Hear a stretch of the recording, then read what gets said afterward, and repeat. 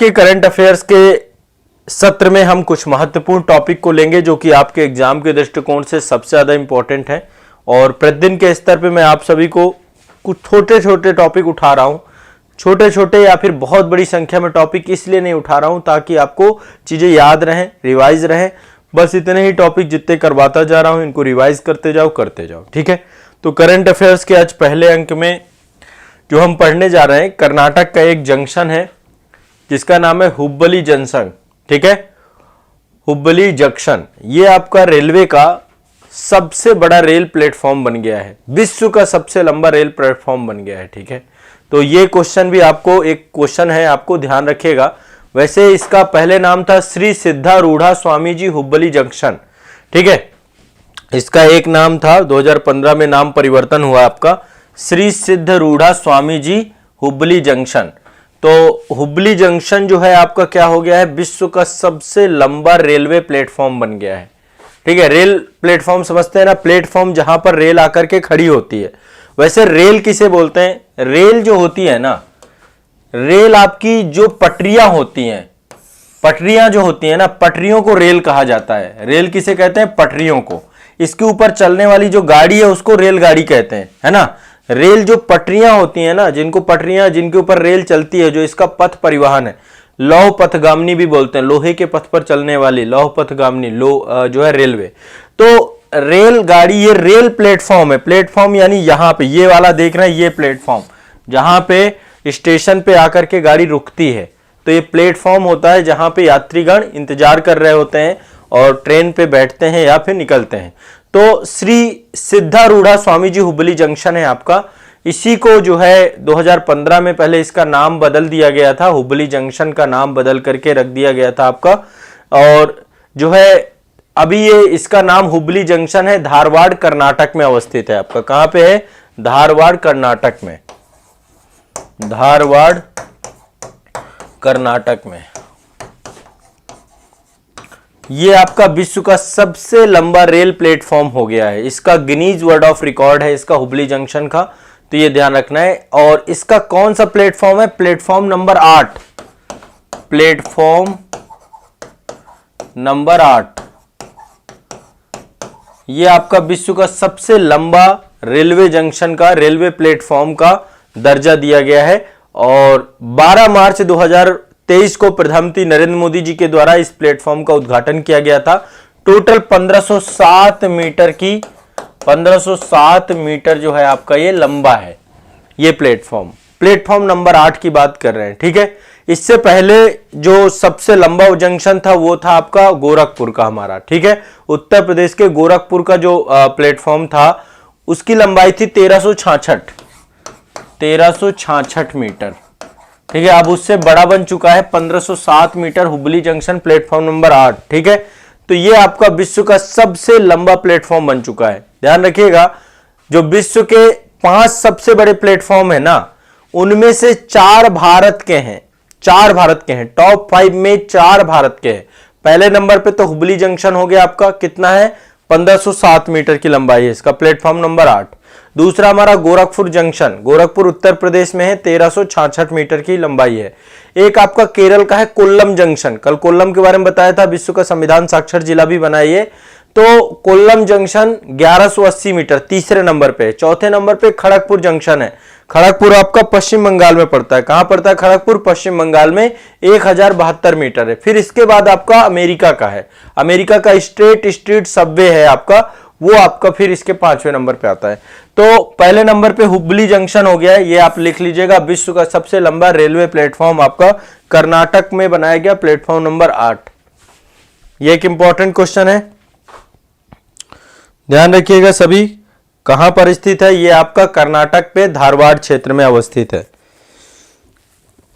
सभी लोगों को क्लियर है, भूलना नहीं है टॉपिक को, ठीक है। हुब्बली जंक्शन, हुब्बली जंक्शन धारवाड़ कर्नाटक क्षेत्र। इसके बाद दूसरा है आपका, ये आप देख रहे हैं हाई कोर्ट ऑफ केरला है। ये आपको ये बिल्डिंग जो देख पा रहे हैं हाई कोर्ट ऑफ केरला है। और इसके बारे में एक बहुत महत्वपूर्ण खबर है, उच्च न्यायालय है ये, और इस उच्च न्यायालय के द्वारा क्षेत्रीय भाषा में निर्णय देने वाला ये पहला आपका न्यायालय बन गया है, ठीक है। क्षेत्रीय भाषा में निर्णय देने वाला पहला न्यायालय, क्षेत्रीय भाषा में निर्णय देने वाला पहला न्यायालय बन गया ये।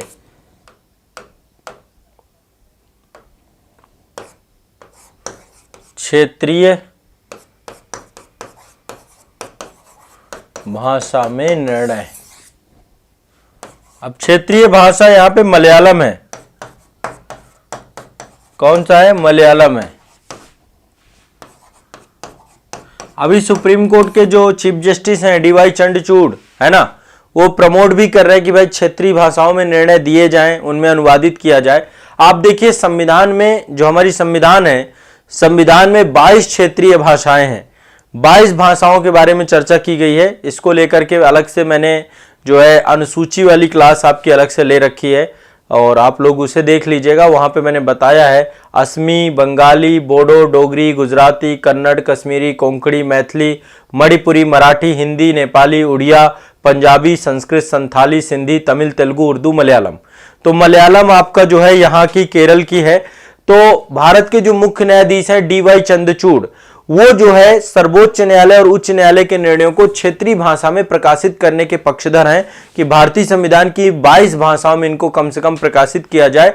और इसके लिए उन्होंने कहा कि जो आर्टिफिशियल इंटेलिजेंस है उसका प्रयोग किया जाए, प्राकृतिक भाषा प्रसंस्करण का प्रयोग किया जाए, तो ये बहुत आसानी से अनुवाद किया जा सकता है। और इसके लिए एक जो है कमेटी भी बनाई गई थी अमय ओका के अध्यक्षता में।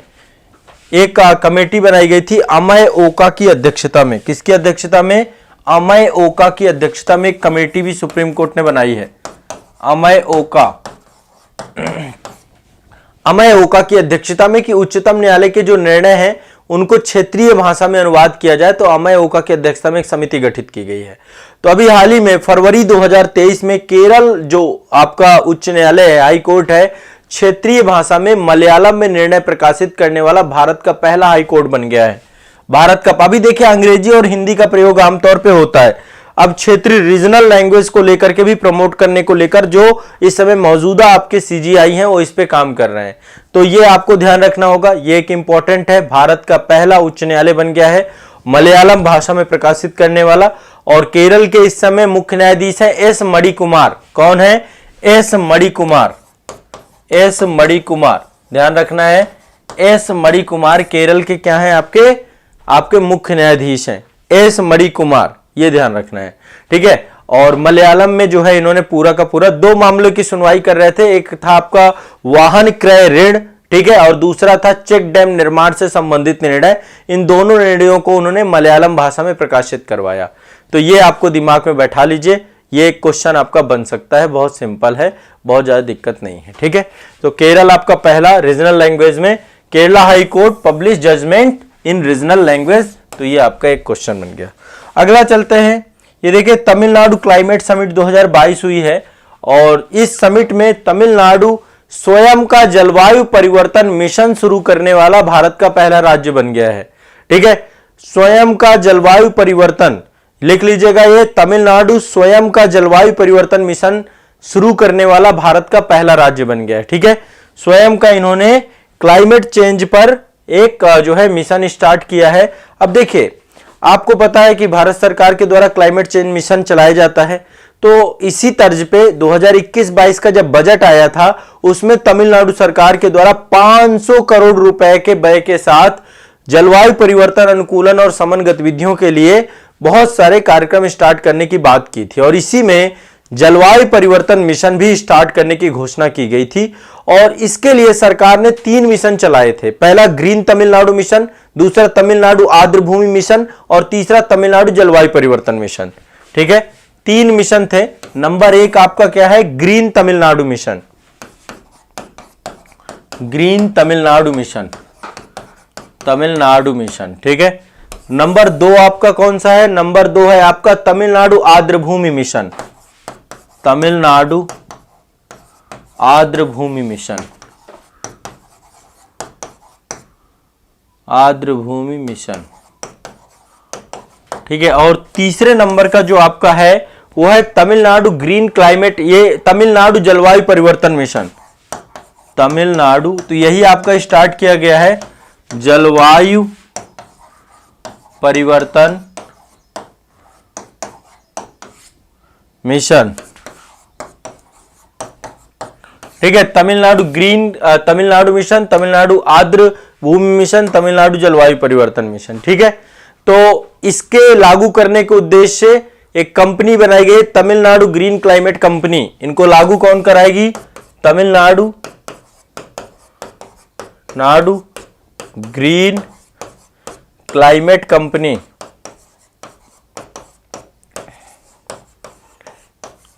ठीक है। तो ये तमिलनाडु भारत का पहला राज्य बना है। 9 दिसंबर 2022 को जो है तमिलनाडु के द्वारा ये देश का पहला राज्य बन गया। 9 दिसंबर 2022 को ये मिशन स्टार्ट हुआ है। यहां पे जो मुख्यमंत्री हैं इनका नाम है एम.के. स्टालिन। क्या नाम है इनका? तमिलनाडु के मुख्यमंत्री का नाम सभी लोग जानते हैं। तमिलनाडु के मुख्यमंत्री कौन है? एम.के. स्टालिन। उनके द्वारा तमिलनाडु क्लाइमेट समिट हुई थी 2022 की, ठीक है। तमिलनाडु क्लाइमेट समिट हुई थी। इस समिट पर ही उन्होंने जलवायु परिवर्तन मिशन स्टार्ट किया था। तो ये आपको दिमाग में बैठा लेना है। चेन्नई में समिट आयोजित की गई थी, ठीक है। और आपको पता है इस पे भारत सरकार के द्वारा नेशनल मिशन चलाए गए हैं और नेशनल मिशन के तर्ज पर ही ये आपके चलाए गए हैं। भारत सरकार ने 8 मिशन चलाए हैं राष्ट्रीय स्तर पर जलवायु परिवर्तन में। एक तो आपका राष्ट्रीय सौर ऊर्जा मिशन चलाया गया है, दूसरा उन्नत ऊर्जा दक्षता के लिए राष्ट्रीय मिशन चलाया गया है, सतत पर्यावास राष्ट्रीय मिशन चलाया गया है, राष्ट्रीय जल मिशन भी इसी के तहत चलाया गया, नेशनल वाटर मिशन आपका, हिमालयी पारिस्थितिकी तंत्र को बनाए रखने के लिए राष्ट्रीय मिशन चलाया गया है, हरित भारत के लिए मिशन चलाया गया है, सतत कृषि के लिए मिशन चलाया गया है और जलवायु परिवर्तन के सामरिक ज्ञान पे राष्ट्रीय मिशन चलाया गया है। वैसे ही आपके तमिलनाडु सरकार के द्वारा भी क्या किया गया है? मिशन चलाया गया। ध्यान रखना है, ये एक आपका इंपॉर्टेंट करंट अफेयर्स का टॉपिक है, ठीक है। तो ये आपका देखिए जलवायु परिवर्तन मिशन शुरू करने वाला देश का पहला राज्य तमिलनाडु बना है, ठीक है। इस पे तमिलनाडु ने 9 दिसंबर 2022 को स्टार्ट किया है। मिशन की शुरुआत तमिलनाडु के मुख्यमंत्री एम.के. स्टालिन द्वारा 9 दिसंबर 2022 को की गई है और इसके तहत जो है जलवायु कार्य योजना का क्रियान्वयन तमिलनाडु ग्रीन क्लाइमेट कंपनी करेगी। एक कंपनी बनाई गई है। 8 से 9 दिसंबर 2022 को चेन्नई में एक समिट आपकी बनाई गई थी। उस समिट में जो है जलवायु परिवर्तन शिखर सम्मेलन था, उसके दौरान ही एम.के. स्टालिन के द्वारा स्टार्ट किया गया। टारगेट है 2070 को राष्ट्रीय लक्ष्य से बहुत पहले कार्बन तटस्थता लक्ष्य हासिल कर लेना, है ना। भारत सरकार ने बोला है कि भाई 2070 तक हम भारत को कार्बन न्यूट्रल कर देंगे, तो उसी टारगेट में योगदान देने के उद्देश्य से यह काम किया गया है। ये देखिए एक जो है बहुत बड़ा जो है एक कार्यक्रम है जिसका नाम है पीएम मित्र।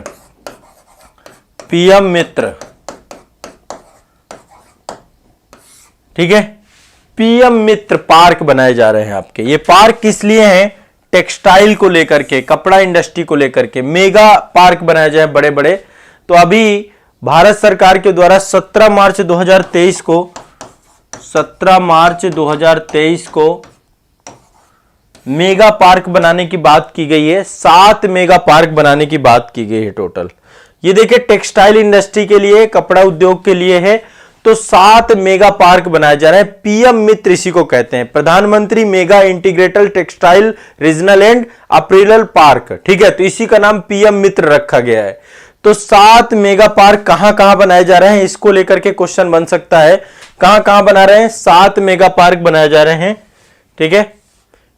नंबर 1 पहला है तमिलनाडु पे, ठीक है। पहला बन रहा है तमिलनाडु पे, दूसरा बन रहा है कर्नाटक, तीसरा महाराष्ट्र, जहां पे टेक्सटाइल इंडस्ट्री सेंट्रिक है वहां पर ये काम किए जाएंगे। गुजरात, यूपी, हमारा उत्तर प्रदेश भी है इसमें, ठीक है, और मध्य प्रदेश, एमपी। इन राज्यों में 6 राज्य हैं, इन 6 राज्यों में 7 मेगा पार्क बनाए जाएंगे, ठीक है। इसके लिए 70,000 करोड़ रुपए का निवेश किया जा रहा है और इससे 20 लाख रोजगार सृजन की संकल्पना की गई है, ठीक है। 20 लाख रोजगार सृजन की संकल्पना की गई है। तो पीएम मित्र को लेकर के भारत सरकार क्या बना रही? टेक्सटाइल पार्क बना रही है। ध्यान रखिएगा, इसको टेक्सटाइल पार्क बनाई जा रही है, ठीक है। और यहां पर जो है 5F की बात की गई है। 5F आप जानते हैं कि एक तरीके से प्रधानमंत्री जी के द्वारा किसी भी चीज को लेकर एक विजनरी प्लान दिया जाता है, तो यहाँ पे 5F की बात की गई है। 5F में क्या क्या चीजें आती हैं? 5F में एक तो सबसे पहले चीज है फाइबर, है ना। देखिए फाइबर, जिसके थ्रू टेक्सटाइल बनता है। दूसरा है फैशन, फैशन को ध्यान में रखते हुए। तीसरा फॉरेन, यानी कि इसको क्या करना है, हमें निर्यात भी करना है विदेशों में। फैक्ट्री, फैक्ट्री तो फैक्ट्री के लिए ही आपके पूरे के पूरे निवेश पार्क बनाए जा रहे हैं। और तीसरा फॉर्म, जहां पे इनको स्टोर करेंगे।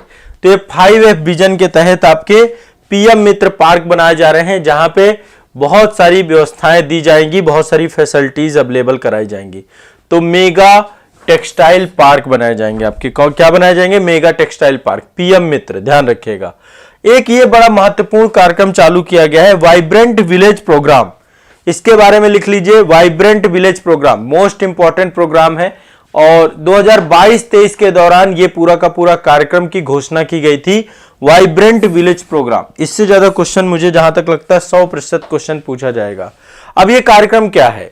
ये कार्यक्रम है जो बहुत छोटी छोटी जनसंख्या वाले गांव हैं, जो कि बॉर्डर्स में हैं, अंतरराष्ट्रीय बॉर्डर में अवस्थित हैं। उन बॉर्डर्स में अवस्थित गांवों को क्या करना है? उनको क्या करना है? उनको वाइब्रेंट करना है, उनको डेवलप करना है, उनको वो सारे लाभ पहुंचाने हैं जो कि लाभ सब तक पहुंच रहे हैं। तो जो सीमा प्रांतों में अवस्थित जितने भी आपके हैं, तो अभी वाइब्रेंट विलेज प्रोग्राम को लेकर के गृह मंत्री अमित शाह के द्वारा इस कार्यक्रम को लॉन्च किया गया 10 अप्रैल में। इस बार के बजट भाषण में था, 10 अप्रैल 2023 में इसको लॉन्च किया गया, इस पूरे कार्यक्रम को, वाइब्रेंट विलेज प्रोग्राम को। ठीक है, कहां पे इसको लॉन्च किया गया? आपको पता है कि हमारा सबसे पूर्वी जिला जो है, सबसे पूर्वी जिला है किबुथु। कौन सा? किबुथु। तो अरुणाचल प्रदेश में अंजाव जिला है। कौन सा है? अंजाव जिला है, अंजाव जिला। अंजाव जिले में ही एक गांव पड़ता है जिसका नाम है किबुथु। किबुथु ये भारत का सबसे पूर्वी जिला भी है। मैं एक बार आपको मैप में दिखाता हूं। मैप में आप देखिए,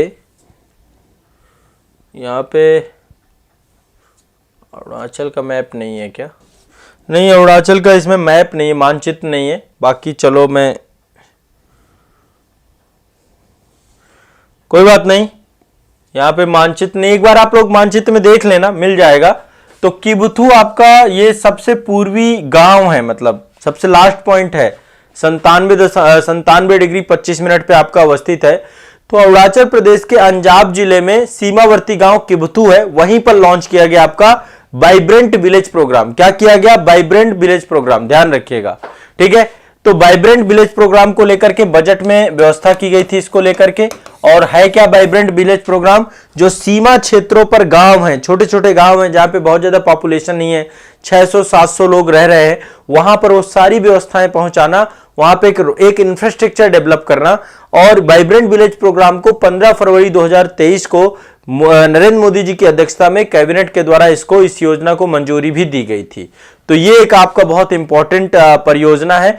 और इसके तहत अभी 4 राज्यों को लक्षित किया गया है, 4 राज्यों के गांवों को लिया जाएगा। एक तो हिमाचल प्रदेश, दूसरा अरुणाचल प्रदेश, सिक्किम और उत्तराखंड।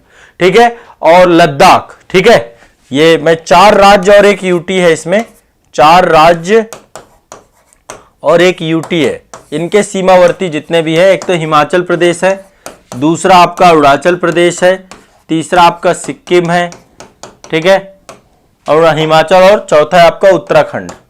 ठीक है, ये आपके 4 हो गए, हिमाचल प्रदेश, अरुणाचल प्रदेश, सिक्किम और उत्तराखंड, और साथ में लद्दाख। लद्दाख इनके जो गांव हैं, छोटे छोटे गांव हैं जहां पे बहुत कम आबादी रह रही है, लगभग अभी 2967 गांवों को चिन्हित किया गया है, 2967। तो किबुथु से स्टार्ट किया गया है आपका। ठीक है, म्यांमार बॉर्डर से लगता है अरुणाचल प्रदेश में, वहां से स्टार्ट किया गया है।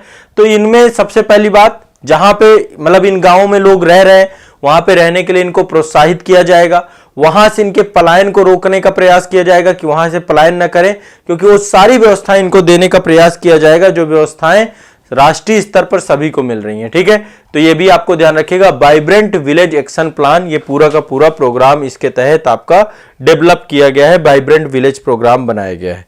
ये आप देख सकते हैं, ये है किबुथु, मैंने आपको अभी दिखा दिया। ये मानचित्र है अरुणाचल प्रदेश का, यहाँ पे ये है आपका। ठीक है, यहाँ पे देखिए काफी गांव है, किबुथु है, काहो है, मुसाई है, तो यहाँ पर ये गांव आपके स्टैब्लिश हैं। तो ये आपके सबसे पूर्वी क्षेत्र के तौर पे आपका है जहां पे इस्टेब्लिशमेंट है। मात्र देखिए किबुथु में 723 लोग ही हैं, ज्यादा लोग नहीं, 129 घर हैं यहाँ पर। ठीक है, तो इन सभी को यहाँ से आपका बॉर्डर विलेज जो आपके हैं इनको डेवलप करने का प्रयास वाइब्रेंट विलेज प्रोग्राम के तहत किया जाएगा। ठीक है, तो ये आपको ध्यान रखना है। तो देखिए आपके ये देख रहे हैं, ये किबुथु है आपका। तो वाइब्रेंट विलेज प्रोग्राम से क्वेश्चन पूछेगा आपका। तो इस तरीके से वाइब्रेंट विलेज प्रोग्राम हो गया आपका। ठीक है, दूसरा टॉपिक आपका मेगा टेक्सटाइल पीएम मित्रा हो गया। ठीक है, इसके बाद आपका एक टॉपिक हो गया यहाँ पे तमिलनाडु हो गया, जलवायु परिवर्तन मिशन, केरला हाईकोर्ट हो गया, और एक आपका हुबली जंक्शन हो गया। 5 टॉपिक आपके हो गए। आज के लिए इतना ही रखेंगे। ठीक है, हुबली जंक्शन विश्व का सबसे लंबा platform, Kerala high court regional language Malayalam में निर्णय जारी करने वाला पहला राज्य, तमिलनाडु आपका ग्रीन तमिलनाडु क्लाइमेट जलवायु परिवर्तन तमिलनाडु जलवायु परिवर्तन मिशन चालू करने वाला पहला राज्य आपका बन गया। इसके बाद आपका पीएम मित्र 7 राज्यों में, वो माफ करिएगा 6 राज्यों में 7 टेक्सटाइल पार्क बनाए जा रहे हैं, पीएम मित्र बनाया जा रहा है आपका। ठीक है, और इसके बाद जो है आपका ये vibrant village program most important है। 10 अप्रैल 2023 को किबुथु में अमित शाह जी के द्वारा इसको क्या किया गया, रिलॉन्च किया गया, एस्टेब्लिश किया गया, और इसके तहत जो है हम बेसिक इंफ्रास्ट्रक्चर देंगे, समावेशी विकास की दिशा में प्रयास कर। तो ये आपको ध्यान रखना है, वाइब्रेंट विलेज प्रोग्राम। ठीक है, आज के लिए इतना ही रखेंगे। ये महत्वपूर्ण टॉपिक हैं आप सभी के करंट अफेयर्स के, और इतना बस रटते जाइए, याद करते जाइए, थोड़ा थोड़ा आपका होता जाएगा, सारे टॉपिक कंप्लीट होते जाएंगे। तो नेक्स्ट क्लास में आगे के टॉपिक देखेंगे।